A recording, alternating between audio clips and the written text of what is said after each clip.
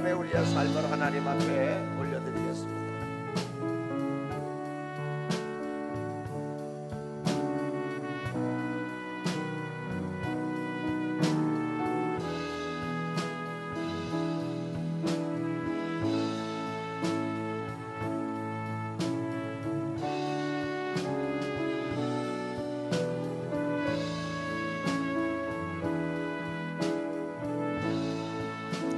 자비로우신 아버지 하나님, 우리에게 새날을 주셔서 감사합니다. 우리에게 생명을 허락하시고 이 땅에 호흡하게 하시고 이 땅에 사는 동안 하나님의 거룩함을 이루게 하시고 하나님의 거룩한 형상을 따라 하나님께 영광 돌리는 삶을 살게 하여 주시니 감사합니다.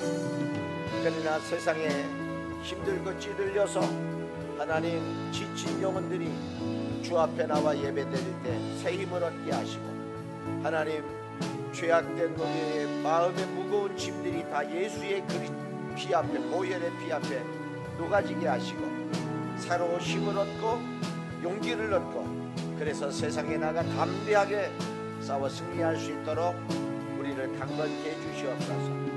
하나님, 즐거운 명절입니다. 우리에게 명절을 허락하셔서 삶의 기쁨을 경험하게 하신 것도 감사합니다. 그러나 안타깝게도 우리 주변에는 오히려 더 상대적인 박탈감으로 더 쓸쓸해하는 이웃들은 없는지 되돌아보게 하여 주옵소서. 육체적으로 병든 육체, 하나님 예수 그리스도의 보혈의 피로 어떤 질병이 있는지 예수 그리스도의 보혈의 능력으로 치유되게 하시고 영혼이 잘됨 같이 범사가 잘되고 강건해지는 놀라운 은혜와 축복을 허락해 주시옵소서. 물질적으로 어려움 당하고 있는 가정들도 산천의 수양이 아버지 것이오니 하나님 필요한 일용할 양식을 허락하셔서 꾸지 않고 꾸어주는 풍성한 가정들이 다 되도록 우리 교회가 되도록 우리나라 이 민족이 되도록 축복해 주시옵소서. 우리의 자녀를 허락하신 것 감사합니다. 우리의 자녀들이 세상으로 나가지 않고 곁길로 빠지지 않게 하시고 우리의 사랑하는 가족 배우자가 함께 찬양하고 함께 예배할 수 있도록 예배의 중요성을 알게 하시고 하나님을 경배하는 것이 얼마나 놀랍고 하나님을 경배하는 것이 얼마나 위대한 일인지를 경험하도록 주님 은혜를 베풀어 주시옵소서. 멀리 떨어진 우리의 선교사님들도 주님 기억하시고 열악한 환경 속에서 노심초사 신변의 위협을 받고 복음을 전하는 우리 선교사님들에게 안전을 지켜주시고 필요한 영육간의 필요를 채워주시고 하나님 그 일을 위하여 협력하고 기도와 물질로 돕는 각 목장마다 주님 은혜를 더하여 주셔서 선교사를 돕는 일에 함께할 때 선교사가 받는 축복을 함께 하겠다 약속하신 주님, 하나님 우리가 멀리 떠나가지는 못하지만 이곳에서 중보하며 기도할 때 하나님 우리의 기도가 상달되게 하여 주시옵소서. 아버지 하나님, 오래간만에 만나는 일가 친척들에게 복음을 증거하게 하시고 내가 믿는 예수를 자랑스럽게 말할 수 있도록 내 입술을 열어 복음의 나팔수가 되게 하여 주시옵소서. 하나님 오늘 드려진 우리의 몸과 마음과 우리의 물질과 우리의 재능을 주님이 받아 주시옵소서. 하나님 예배가 신령과 진리 안에 드려지는 예배가 되게 하시고 드릴 때 30배, 60배, 100배로 열매를 누르고 흔들어 넘치도록 채워주시고 하나님 떼어도 부족함이 없는 12강조리의 풍성함으로 채워주시옵소서. 오늘도 준비된 말씀 위에 기름 부어주셔서 말씀이 은혜롭게 증거되게 하시고 우리의 심령에는 잘 박힌 모처럼 아멘으로 화답하게 하여 주시옵소서. 성령님 도와주시옵소서. 함께해 주시옵소서. 주의 은혜가 충만한 예배가 되게 하여 주시옵소서. 주님을 찬양합니다. 주님 영광 받아 주시옵소서.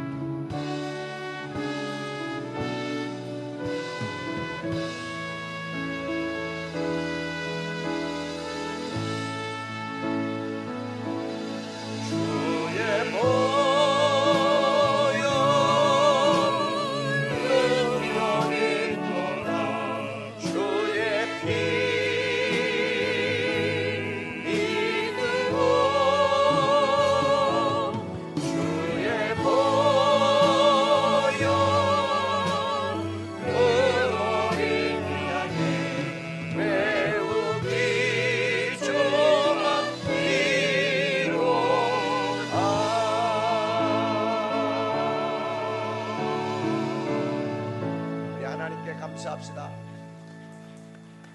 좌우 옆 사람을 축복하실까요? 환영합니다. 축복합니다.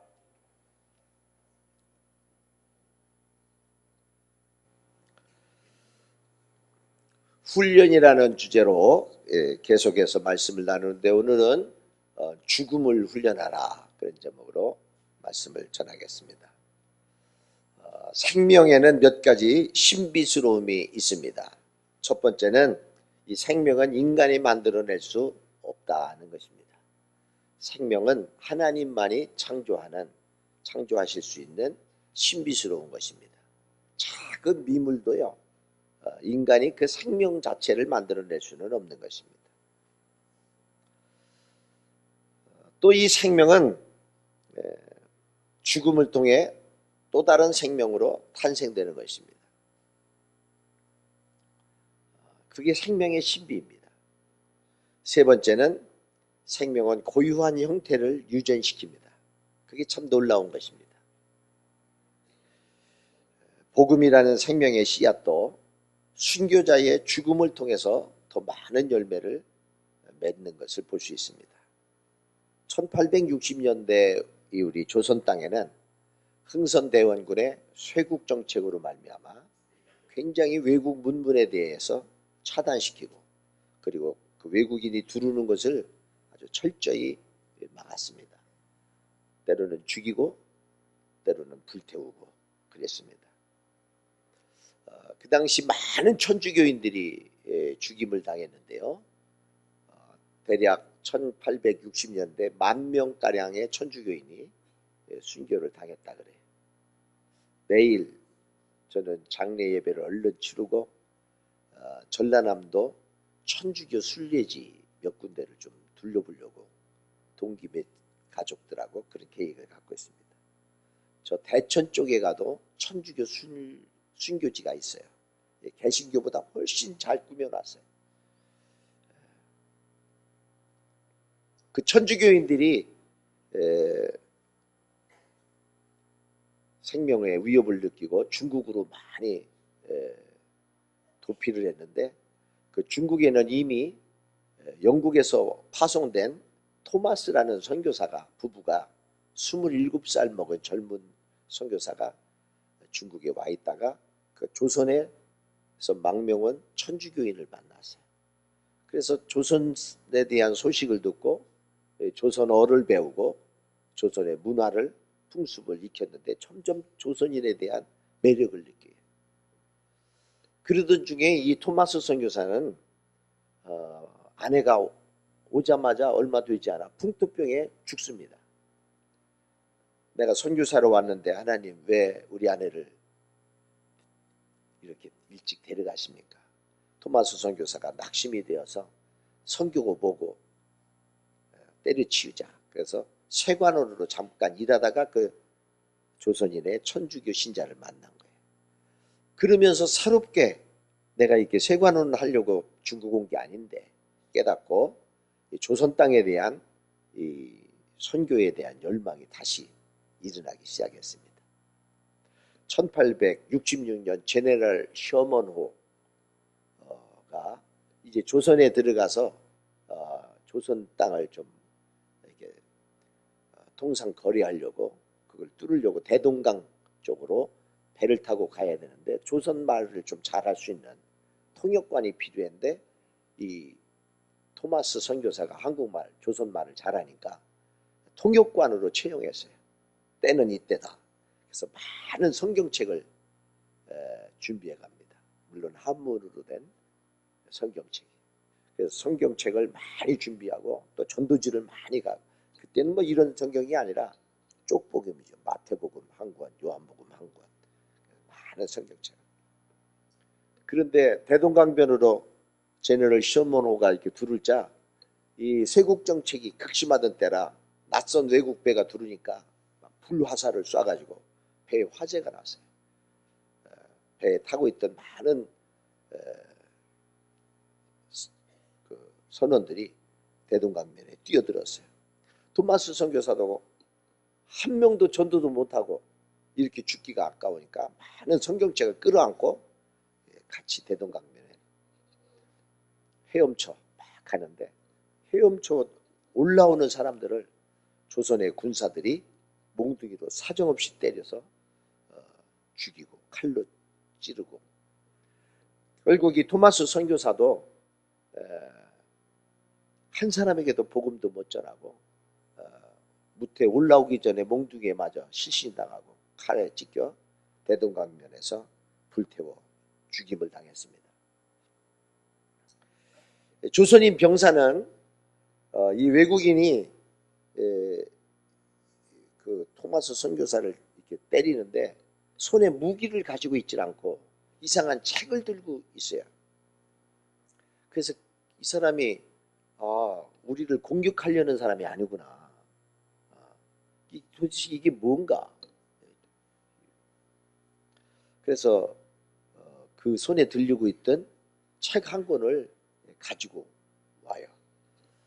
나중에 이 토마스 선교사를 때려 죽인 사람의 이름이 박춘권이라는 사람인데, 이 박춘권이라는 사람은 나중에 이렇게 얘기합니다. 내가 서양 사람을 죽이는 중에 한 사람을 죽인 것은 내가 지금 생각할수록 이상한 감이 들었다. 내가 그를 찌르려고 할 때에 그는 두 손을 마주 잡고 무슨 말을 한 후 붉은 배를 입힌 책을 가지고 웃으면서 나에게 받으라고 권하였다. 내가 죽이기는 하였으나 이 책을 받지 않을 수가 없어서 받았다. 그랬습니다. 그 토마스 선교사가 이렇게 맞아 죽고 칼에 찢겨 죽는 그 광경을 지켜본 13살 먹은 소년이 하나 있었는데, 그 처참하게 죽은 선교사의 손에 들려진 그 책 3권을 가지고 집에 돌아갑니다. 그 당시는 서양 문물을 가지고 있어도 관가에 신고되면 어려움을 당하니까 이 소년은 그거를 대동문을 지키던 영문주사 박영식이라는 사람에게 갖다 줘요. 근데 이 박영식이라는 사람은 그게 뭔지도 모르고, 또 그 당시는 종이가 귀할 때니까 이거를 다 뜯어가지고 벽지를 발라요. 벽지를. 나중에 그 박영식이가 발랐던 그 벽지, 그거는 나중에 그 평양의 주막, 오늘날로 말하면 술도 팔고 음식도 팔고 또 여관업도 하는 그런 주막으로 변합니다. 나중에 그 대동강변에 석호정이라는 주막이 되는데요. 13살 먹은 그 소년이 커가지고 그 주막을 사요. 그래서 주막 주인이 됩니다. 1893년 토마스 선교사가 죽은 지 한 30년이 지난 어느 날 마펫이라는 선교사가 평양에 왔다가 그 석호정이라는 주막집에 하루를 묵게 됐어요. 근데 이렇게 보니까 전부 다 성경으로 벽지가 도배되어 있잖아요. 그래서 주인을 부릅니다. 그 13살 먹은 소녀는 이제 30년이 지나서 43세가 됐어요. 그 주막의 주인집이 됐어요. 주인입니다. 그래서 그 13살 먹은 사람의 이름이 그 최치량이라는 사람인데, 이 최치량 주인을 불러요. 이게 도대체 이게 뭔 내용인지 아냐? 모른다. 이게 바로 하나님의 말씀인 성경이다. 그리고 이 성경에 대해서 쭉 설명을 해줘요. 그날 이 최치량은 마펫 선교사의 그 복음을 듣고 예수를 믿고 1894년 세례를 받습니다. 놀라운 것은 이 최치량이, 이 주막이 나중에는 복음을 전하는 전도처가 돼요. 그래서 최초의 평양의 예배당인 널다리골 예배당이 됩니다. 이 널다리골 예배당은 나중에는 그 평양 대부흥운동을 일으켰던 장대현 교회의 그 처소가 돼요. 몇 해 전에 평양 과기대 그 일교 집사님 누구죠? 평양 과기대 고동훈 목사, 그분이 와서 얘기하는데 평양에 과기대를 세워라. 그래서 과기대를 세우는데 과기대를 세우는 그 현장을 파다가 유물이 발견됐는데 그 유물을 보고 저 장대현 교회 터였다는 걸 알게 돼요. 그래서 지금은 그 장대현 교회가 그 터 위에 지금 평양화기대가 세워져 있습니다.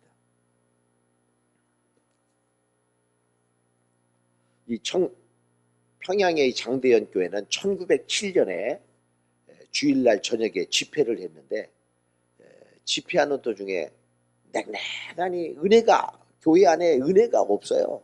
아무리 말씀을 전해도 반응이 싸늘하고 사람들이 관심도 없고, 그럴 때 그 선교사님이 왜 우리 교회에, 이 장대현 교회에 은혜가 없는가, 왜 우리의 마음속에 성령의 기름 부으심이 없는가, 막 그렇게 말하자 그 당시 유력한 그 지주였던 길선주라는 장로님이 앞으로 걸어 나오면서 나 때문에 그렇습니다. 나 때문에 우리 교회에 은혜가 막히는 것입니다. 그는 울면서 1년 전에 어느 선교사님, 내 친구가 죽어가면서 우리 아내가 세상 물정을 모르니 자네가 내 재산을 관리하고 우리 아내에게 잘 좀 이렇게 해주게, 그렇게 부탁을 하고 갔는데 그만 1년 전에 그 물질에 탐욕이 생겨서 이 길선주 장로는 미화 100불 정도, 지금으로 말하면 10만 원이지만 그 당시는 그게 큰 돈이었겠죠. 그래서 그 돈을 내가 사취했습니다. 나 때문에 이 하나님의 교회가 은혜가 막히고 있는 것입니다. 그러면서 많은 사람 앞에서 나와서 울면서 통회하고 자복했는데, 그 점잖은 길선주 장로가 앞장서서 울면서 그렇게 참회하자 너도 나도 가슴을 치면서 회개운동이 일어났는데, 새벽 3시까지 그 회개운동이 일어났고, 그 장대현 교회의 그 회개운동이 점점 번져서 1907년 평양 대부흥운동이 발화점이 돼서 전국으로 한국 교회를 깨우는 그런 역사가 일어나기 시작했다는 것입니다. 추석 때가 되면 제가 꼭 죽음에 대한 설교를 합니다. 왜 그러냐면 너도 나도 죽음에 관심이 없던 사람들이 다 조상의 묘소를 찾아가기 때문에 그렇습니다. 저는 먹고 마시고 즐기는 이 문화로 끝나질 않고, 어쨌든 형식적으로라도 조상의 묘소를 찾아간다는 그것은 대단히 좋은 풍습이라고 생각해요.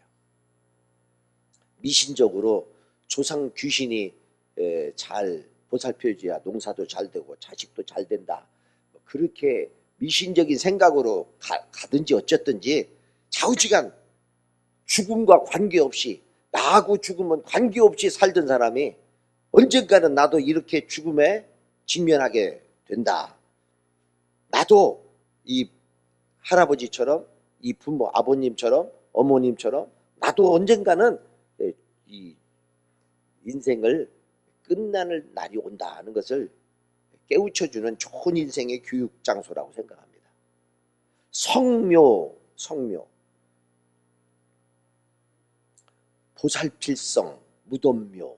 그래서 성묘라는 말 한자적 의미는 조상의 묘가 잔디는 잘 살고 있는지, 주변의 나무가 우거져서 응달되진 않았는지, 지난 여름 장마에 유실된 건 없는지, 그래서 묘를 살핀다, 그런 의미가 있지만은 그보다는 우리 조상님의 은덕에 감사하고, 부모님 앞에 명예롭게 살지 못하고 있다면 잘못 사는 것을 참회하는 그런 시간도 갖고, 또 다짐하는 시간도 갖고, 그래서 예수 안 믿는 사람은 어떤 중요한 사업을 결정할 때는 조상 묘 찾아가 가지고 거기서 결단을 하잖아요.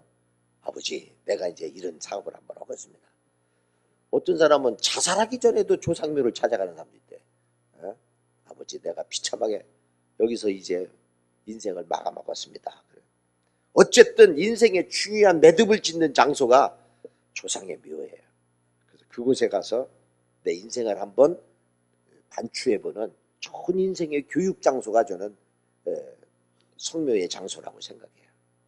또 한편으로는 내가 이 땅속에 누워있는 부모님 앞에 서 있듯이 내 옆에 서 있는 자식에게 나는 어떤 인생의 교훈을 남기고 죽을 것인가를 생각하는 기회가 된다고 생각해.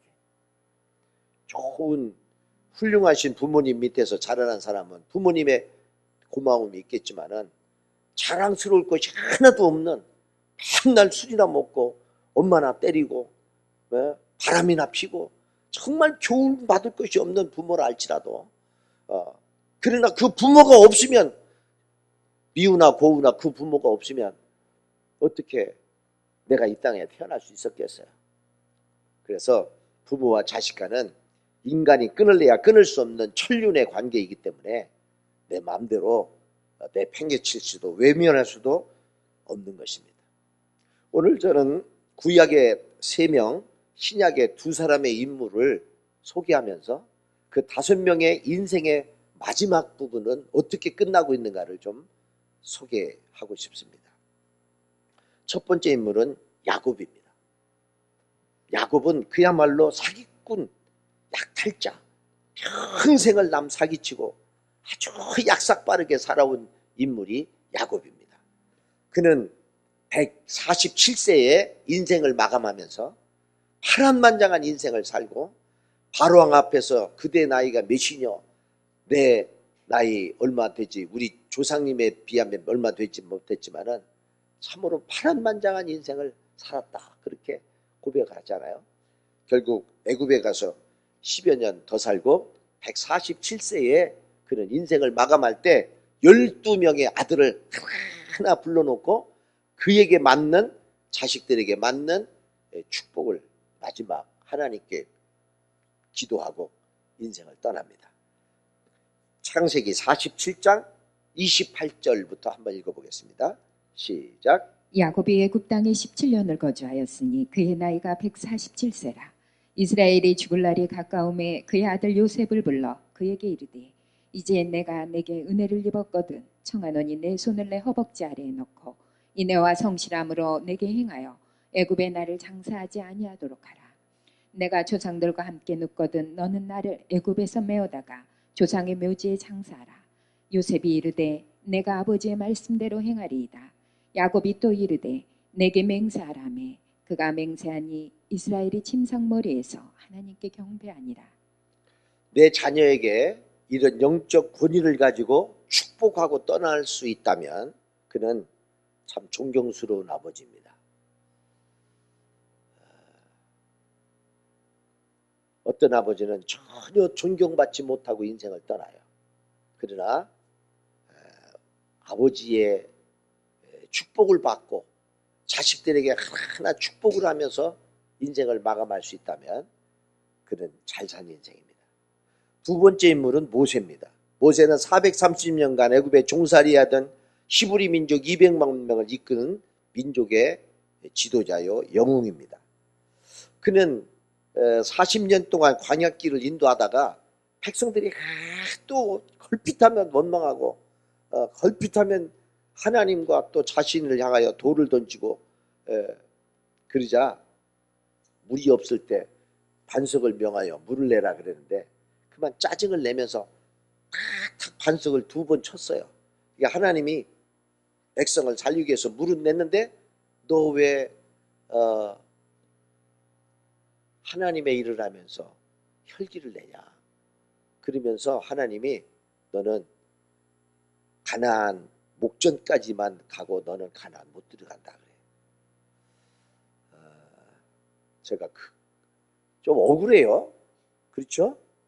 백성들이 잘못해가지고 백성들이 컬핏하면 원망하고 짜증내서 그래서 내가 백성들을 때린 것도 아니고 하나님의 일을 하면서 좀 내가 혈기를 낸 것뿐인데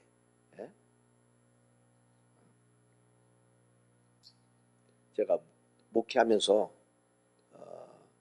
좀 우리 사역자들이 좀 마음에 안 들고 똑같은 일을 몇 번 지시해도 잘 못 알아듣고 따르지 않으면 짜증이 나서 제가 이렇게 한마디 하잖아요. 그러면은 정말 목사님 마음이 참 속상하시겠다. 이런 사람은 하나도 없고 성질이 참 더럽다. 이렇게. 그래서 지도자는 혈기를 내면 안 된다는 것을 알아요. 혈기 내면은 절대 분을 내서 교육을 하면 절대 교육이 안 됩니다. 그거는 감정, 분노의 감정만 전달될 뿐이지 내가 뭘 잘못했다 이걸 깨닫지 않아요. 자식한테도 마찬가지예요. 자식한테도. 결국 모세는 120세에 죽습니다. 지금도 요르단에 가보면 그 느보가 산이 있고요. 느보가 산 위에 높은 노뱀 상징물이 지금도 있어요. 그런데 저겁니다. 그 많은 성지 순례자들이 저기에 올라가서 가보면은 요르단 젖과 꿀이 흐르는 가나안 땅이 저 발 아래 이렇게 보여요. 모세는 40년간을 광야길을 돌고 돌아서 그렇게도 가기를 원했던 젖과 꿀이 흐르는 가나안 땅을 바라보고 거기서 120살에 흔적도 없이 사라져요. 후계자 여호수아를 세워놓고. 왜 모세가 120살에 죽었는데 오늘날까지 그의 무덤이 없는가? 만약에 모세가 무덤이 있다면 거기는 성지가 될 것이고 거기는 많은 히브리 민족들의 우상이 될 것입니다. 모세가 40년 광야길을 인도할 때 그 히브리 남자들이 모압 족속, 암몬 족속 여자를 보자 눈이 뒤집혀져 가지고 그 여자들하고 간음을 해요. 그러니까 하나님이 이런 거룩한 백성들하고 지금 성민들하고 지금 훈련하는 도중에 여기서 이런 짓을 하냐?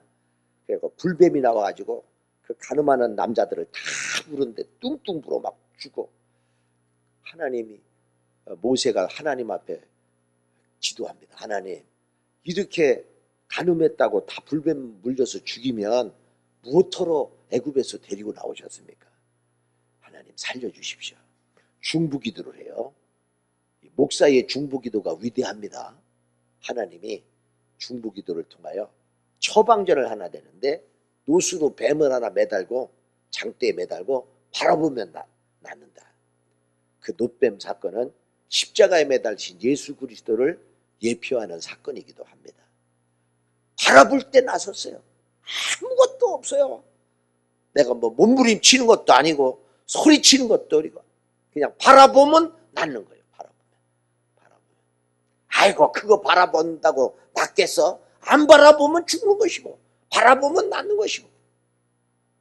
그 노뱀이 얼마나 신비롭겠어요. 세상에 바라보기만 해도 낫는. 그래서 저 뒤에 열왕기하 18장에 가면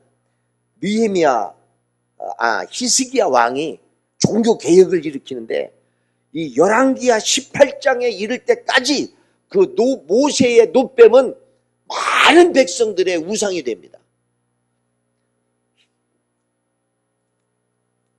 히스기야 왕이 하나님은 나 외에 어떤 형상도 만들지 마라 그랬는데 그 노뱀이 수많은 불뱀 물린 사람을 살리기는 했어도 이것이 우상화되는 것을 싫어해서 산당을 쳐부실 때 그 노뱀도 다 부셔버리고 누수단이라고 외쳐요. 누수단이라는 노조각이다 그래요.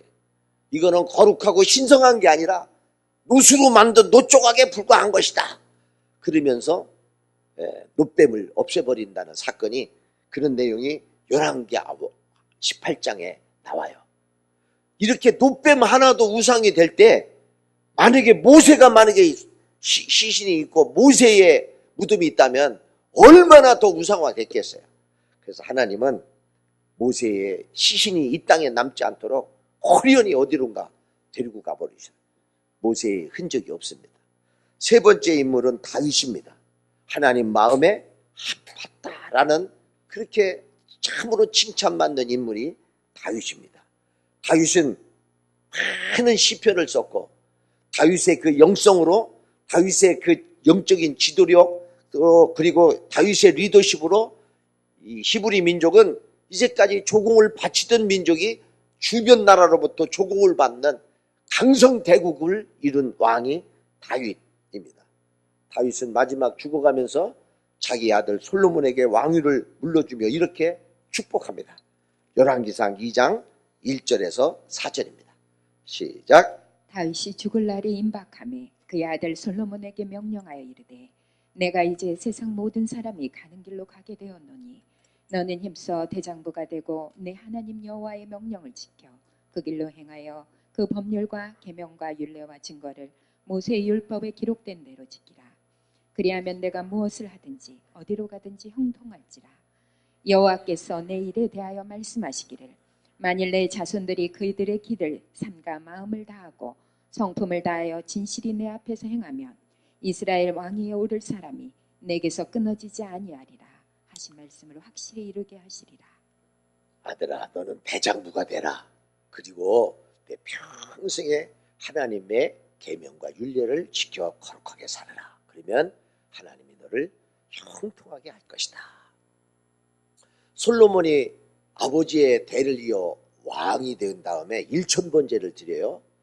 그리고 하나님 앞에 하나님 저에게 지혜를 주십시오 간구합니다. 내가 무엇 해주길 원하냐. 그러자 솔로몬이 하나님 앞에 아뢰는 내용입니다. 주의 종 내 아버지 다윗이 성실과 공의와 정직한 마음으로 주와 함께 주 앞에서 행함으로 주께서 그에게 큰 은혜를 베푸셨고 주께서 또 그를 위하여 이 큰 은혜를 주사 항상 주사 오늘과 같이 그의 자리에 앉을 아들을 그에게 주셨나이다.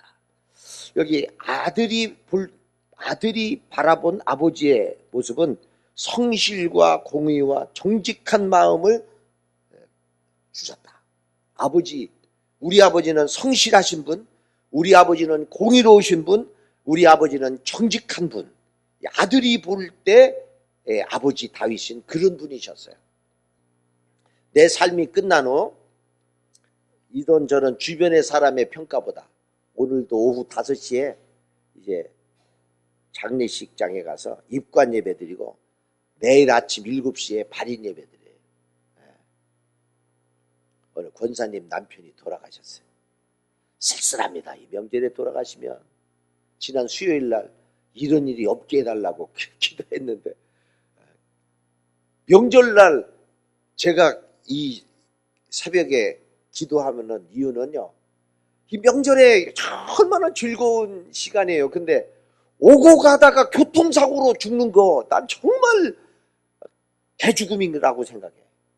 그래서 이 나라 절반의 사람들이 막 수천만 명이 지금 이동하는데 하나님 교통사고로 죽는 사람 없게 해달라고 내가 기도하고 특별히 우리 교인 중에 그런 사람이 없게 해달라고 내가 중보기도합니다. 두 번째는 이런 때 부모 형제 장례 치르는 일 없게 해달라고. 그 전에 몇 해는 명절날 한두 건 이런 일이 생겼어요. 가보면 아무도 안 와요. 우리나라 어떤 풍습에 명절날 그런 데 가면 복이 나간다 뭐 이런 게 있잖아요. 그래가지고 아무도 안 와. 우리 예수 믿는 사람은 뭐 그런 거 상관없이 사니까 아무 쓸쓸한 장례식. 그래서 그런 날이 좀 없게 해달라는데 오늘 권사님 남편이 돌아가셨어요.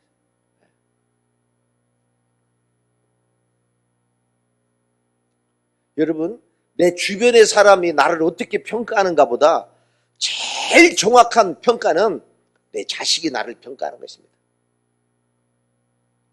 내 자식이 나를 어떻게 평가하는가. 우리나라에 아주 존경받는 어느 목사님이 큰 대형교회 목사님이 장례를 치르고 마지막 관 나가는데 아들이 딱 나와가지고 관을 붙잡고 나는 이제까지 우리 집은 한 번도 가족 사진을 찍은 적이 없습니다. 막 이러면서 분위기를 썰렁하게 맨. 그분의 평가가 그것으로 다 되는 건 아니겠지만은 그러나 많은 것들을 생각하게. 우리 사역자들도 제가 갈 수 있으면 자녀들하고 잘 시간을 보내도록 이렇게 배려합니다. 왜냐하면은 좋은 사역자이기에 앞서 좋은 아버지가 돼야 돼요.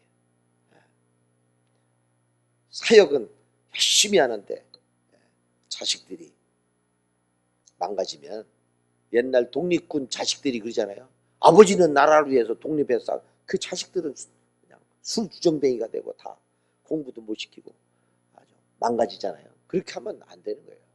그렇게 하면. 그러나 가족이 또 우상화돼 가지고 막 그렇게 하는 것도 잘못된 거지만은, 그래서 디모데서에 보면은 목사의 자격 중에 한 가정의 남편이 되고 남편이 되어야 하며 라고, 그게 목사의 자격 조건 여러 가지 중에 잘 가르치는 자가 되며 분을 내지 말며 뭐 몇 가지 있는데, 그 중에 첫 번째가 한 가정의 남편이 되어야 한다. 그게 있어요. 스님이나 신부는 그런 말이 없잖아요. 그러나 랍비나 목사는 가정의 아버지가 돼야 돼.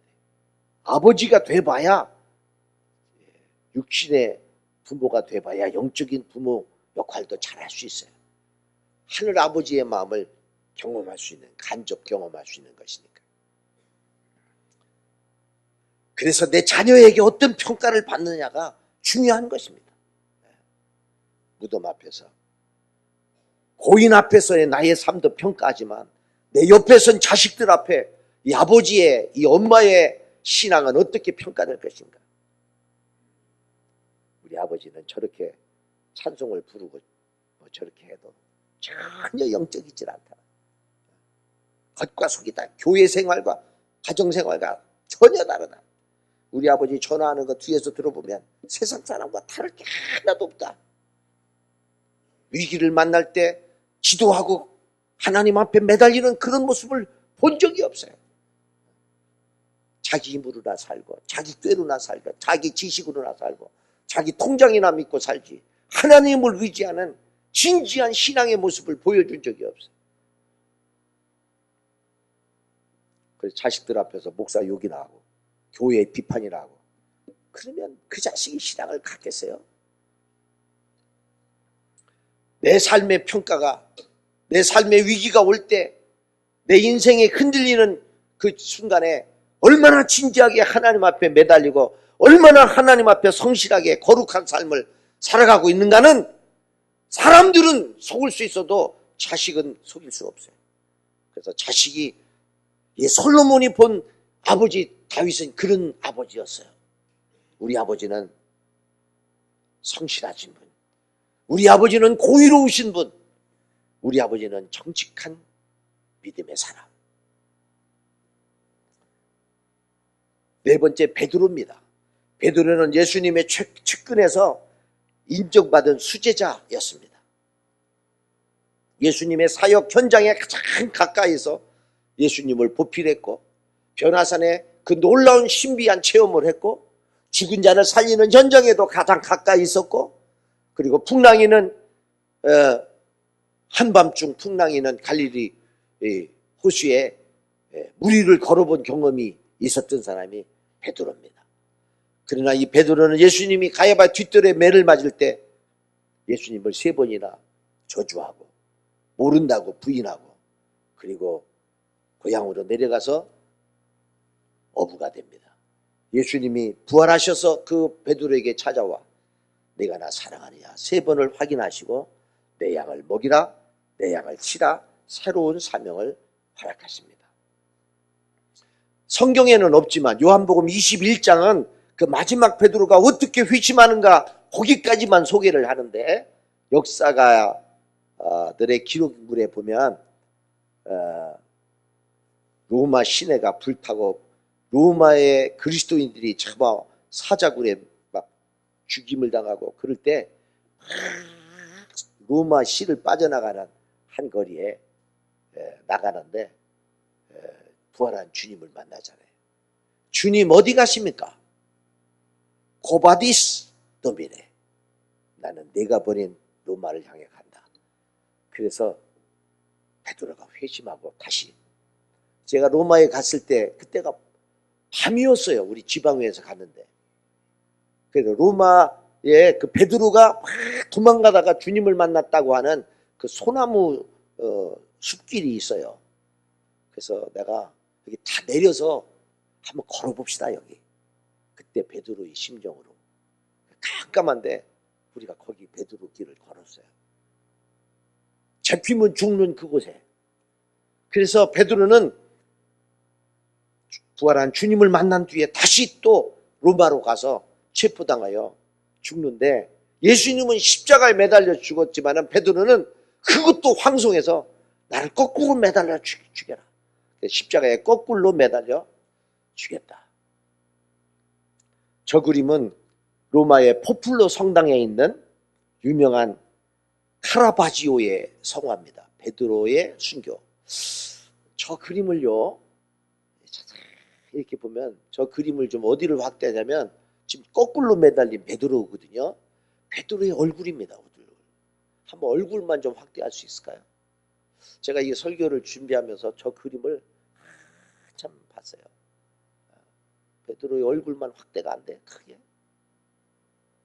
아주 막 너무나 선명하고 거꾸로 매달리기 때문에 이 핏줄이 막 이렇게 나오고, 그 참혹한 이제 마지막 순교의 장면, 그 베드로의 모습이에요. 저 얼굴 모습이. 저 백발의 베드로의 얼굴을 한참 들여다보면 이 숨이 이렇게 멎는 듯합니다. 베드로는 저렇게 죽었구나. 오늘 집에 가서 한번 거꾸로 한번 해보죠. 거꾸로. 다섯 번째 인물은 바울입니다. 오늘 본문에서 사도 바울은 고린도 교인에게 주 안에서 가진 바 너희에 대한 나의 자랑을 두고 단언하니 나는 날마다 주노라. 나는 날마다 주노라. I die every day. 나는 날마다 주노라. 왜 날마다 죽음을 선포했을까요? 정확히 말하면 죽음을 선포한 게 아닙니다. 헬라어 카드 헤메란 아포드레스코라는 말은 나는 매일 죽음의 위험 가운데 있노라, 그런 뜻입니다. 스스로 생명을 끊는다는 말이 아니라 날마다 죽음의 위험 앞에 당당히 맞선다는 것입니다. 생명은 죽음을 통하여 또 다른 생명이 탄생되기 때문입니다. 여느 때가 3, 4년 태평양을 건너 헤엄치다가 다시 그 강물의 물맛을 찾아 오는 것은 참으로 신비로운 일이에요. 그리고 몸부림치며 여느 때가 그 물살을 가르고 강물 위로 올라와서 마지막 그 잔잔한 곳에 알을 쏙히 낳고 마지막 죽어요. 그 연어 새끼들이 나중에 부활해서 자기 뜯어먹고 살으라고 거기서 죽는 거예요. 두꺼비는 자기 등 위에다가 알을 까요. 그리고 항상 이게 알이 부화할 때까지 두꺼비가 있다가 알에서 깨어난 두꺼비 새끼들이 자기 엄마를 등을 파먹고 두꺼비는 그렇게 죽습니다. 그 생명의 번식이 작은 미생물이지만은 물고기지만은 그 어떤 엄숙함이 느껴져요. 그 어미의 죽음을 통하여 또 다른 생명이 잉태된다.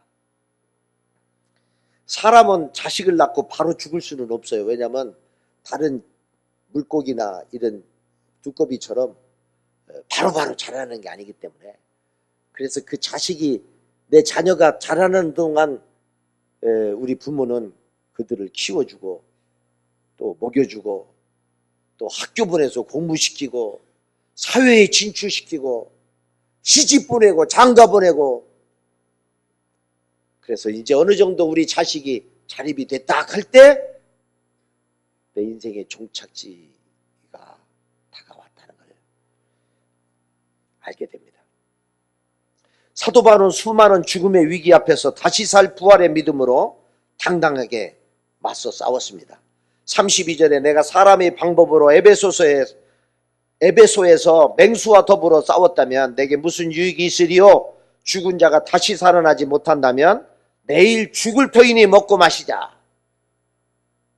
어떤 친구가 초등학교 친구 카톡방을 내가 만들었더니 그 친구가 일부러 그랬는지 어쩌는지 인간은 죽음이 두려워서 신을 만든 것이고 뭐 어쩌고 저쩌고 막 말을.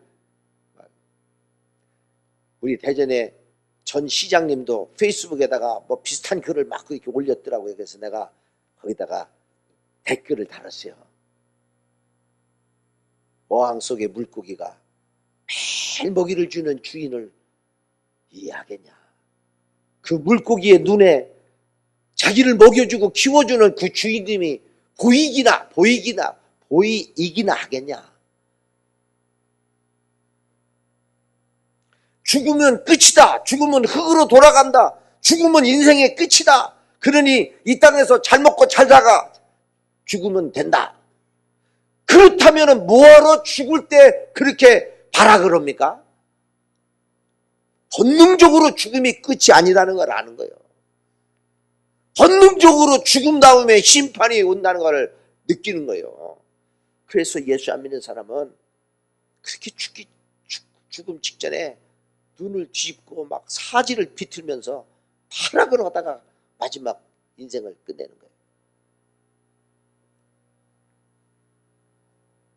믿음의 사람은 웰빙만 아니라 웰다잉,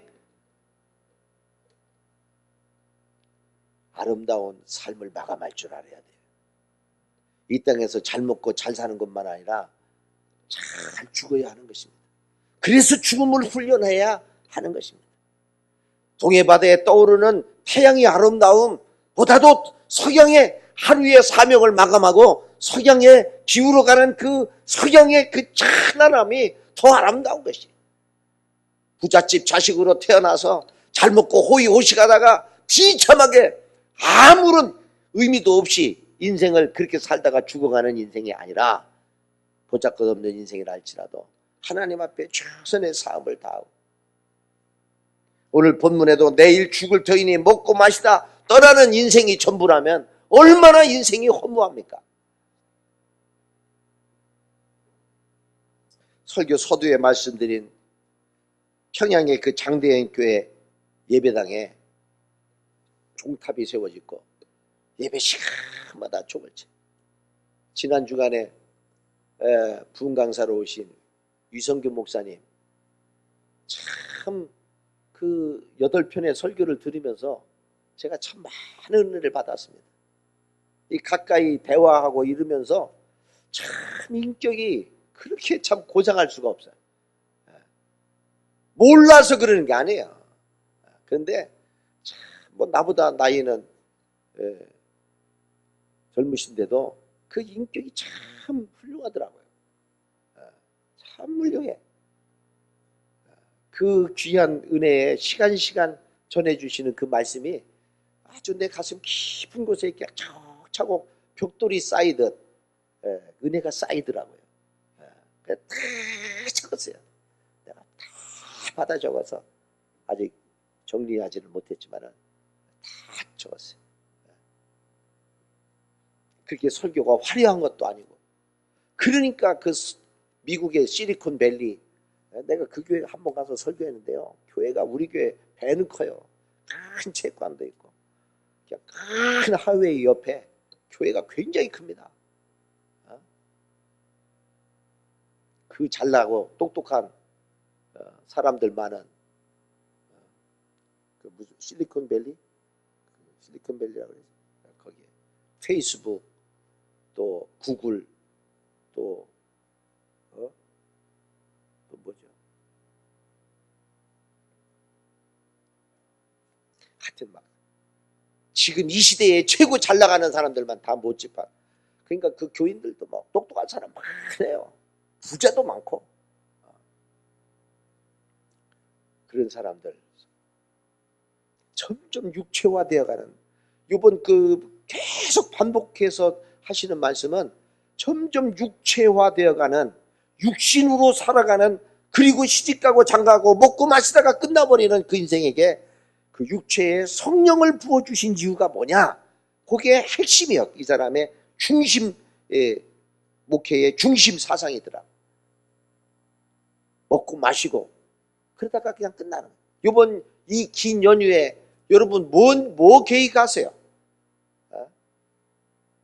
아이고 못잔 잠이나 한번 실컷 자야겠다. 하루나 이틀쯤은 시간을 좀 떼어셔서 금식하시고 성지도 좀 순례하시고 신약 성경 한 권을 좀 내가 다 읽는다든가 좋은 경건 서적도 한 서너 권 준비해서 우리 임덕북 집사님이 책 마련했다 그랬지. 오늘 주보 보니까 그랬던데. 그 책 좀 소개하실래요? 뭔 책인가? 혹시 뭐 또 주식은 어떻게 하는가 뭐 이런 책은 아니에요. 좋은 책 서너 권 한번 다 읽고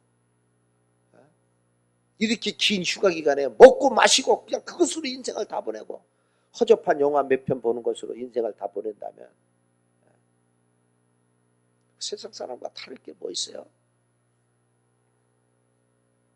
그래서 이 위성규 목사님이 지금 저 전라도 장흥인가 거기가 고향이신데 교회에다 얘기했대요. 내가 미국에서 목회하면서 1년에 한 번씩 한국 나가겠다. 우리 부모님 금년에 아버지 돌아가시고 어머니 이제 있어요. 그 어머니가 87세인가 그런데 지금도 새벽마다 새벽종을 지친다잖아. 평생 40몇 년을 새벽종을 치신대잖아. 전에는 30번 쳤는데 요즘은 힘없어서 10번만 치신대. 그 어머니가 그렇게 얘기해. 자기 목회 교회는 전왔는데 크게 전왔는데 교인은 몇 명 없고 너무나 힘들 때 한 번 오시고 나서 돌아가셔가지고 미국 시간 한국 시간 다른데 미국의 예배 시간 그때 그럼 한국은 새벽이요. 한밤중일 수 있고 그 시간에 일부러 또 교회 가서 미국에 있는 우리 아들을 위해서 다 기도. 그 어머니 기도 때문에 저렇게 되는 거예요. 그 어머니 때문에 그 목사가 그렇게 훌륭한 인격 신앙의 사람이 되는 것이고. 그러니까 기도를 해야 되는 거 부모가 기도를 안 하니까 자식들이 잘 안 되는 거예요. 부모가 기도해야 돼. 새벽에 나와서 기도하고 평안한 삶을 모범을 보여야 되는 거예요. 자식, 부모들이. 그 종소리를 장대현 교회 종소리가 울릴 때마다 30년 동안 가슴 아파한 사람이 하나 있어요. 노인이 됐어요. 앞에 선교사가 있는데 그 선교사에게 한 노인이 찾아왔어요. 어느 날. 선교사님, 내가 죽일 죄인입니다. 내가 그 토마스 선교사를 몽둥이로 때려 죽이고 칼로 찔러 죽인 놈. 내가 박충권입니다. 박충권.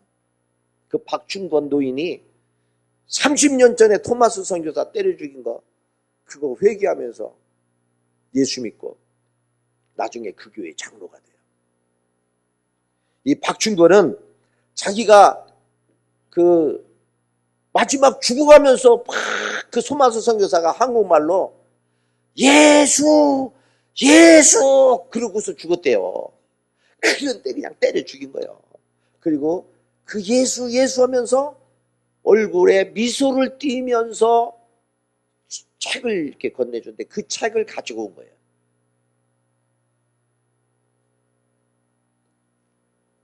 나쁜 사람이 아닌 것 같은데 내가 그를 죽였구나.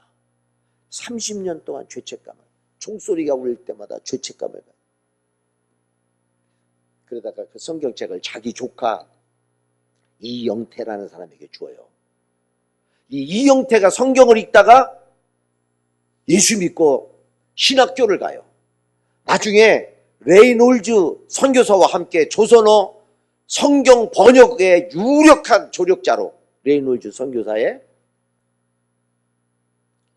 이 박춘권 조카 이영태가 목사가 됩니다.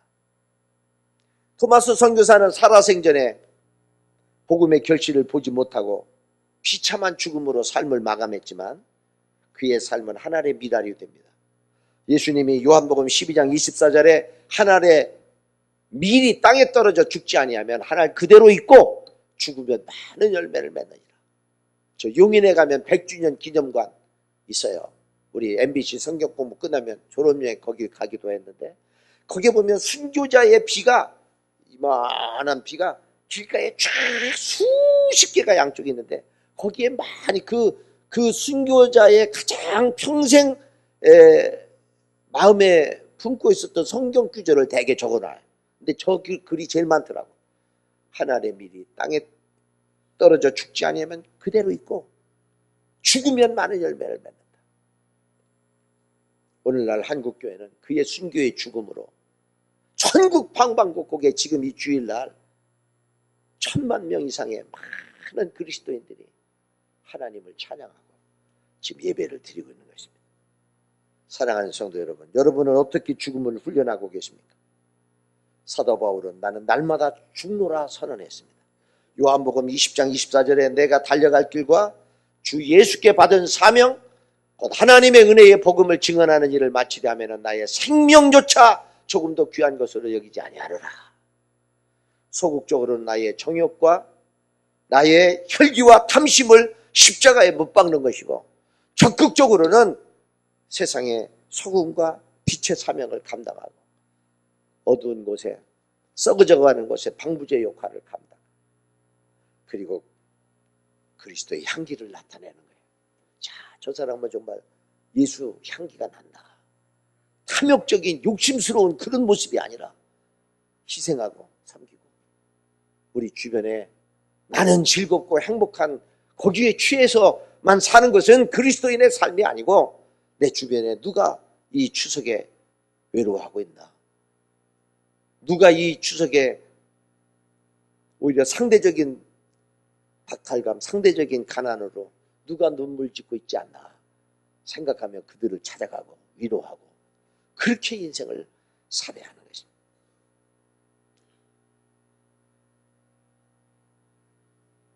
오늘 저 전라도의 우주천동에 예원교회인가? 뭐라고 그래요?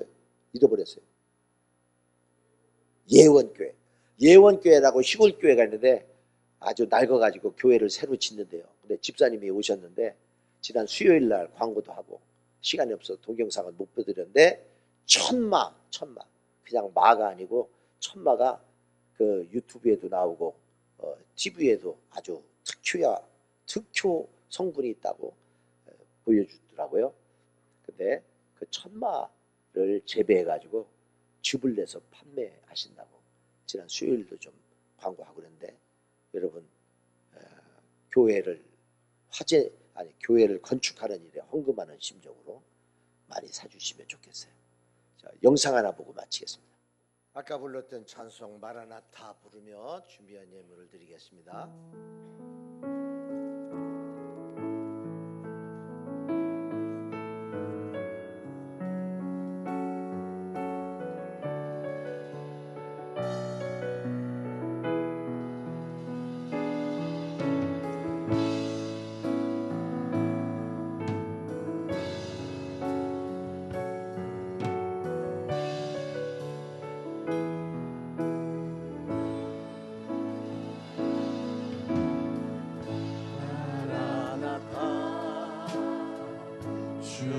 주여 어서 오시옵소서. 땅의 모든 끝 모든 족속 주를 찬송하게 하소서. 마라나타 주 예수여 어서 오시옵소서. 모든 열방이 주께 돌아와 춤추며 경배하게 하소서. 우리 주님 다시 오실 길을 만들자. 십자가를 들고 땅 끝까지 우린 가리라. 우리 주님 하늘 영광 온 땅 덮을 때 우리 땅 끝에서 주를 맞으리 마라나타 마라나타 아멘 주 예수여 오시옵소서 마라나타 마라나타 아멘 주 예수여 오시옵소서. 아버지 하나님, 즐거운 명절입니다. 나만 즐겁고 행복하고 나만 이 명절을 즐길 것이 아니라 주님을 깊이 묵상하며 내 주변에 눈물 짓는 사람, 외로워하는 사람, 슬퍼하는 사람을 돌아보는 믿음의 넉넉함이 있게 하여 주옵소서. 하나님, 주님이 주신 귀한 생명, 나를 희생할 때 또 다른 생명이 잉태됨을 알고 내 주변에 많은 영혼들에게 이 복음을 전하는 복음의 향기 편지가 되게 하여 주시옵소서. 이제는 우리 주 예수 그리스도의 은혜와 아버지 하나님의 지극하신 사랑하심과 성령님의 내주교통 충만하심이 이제부터 영원토록 함께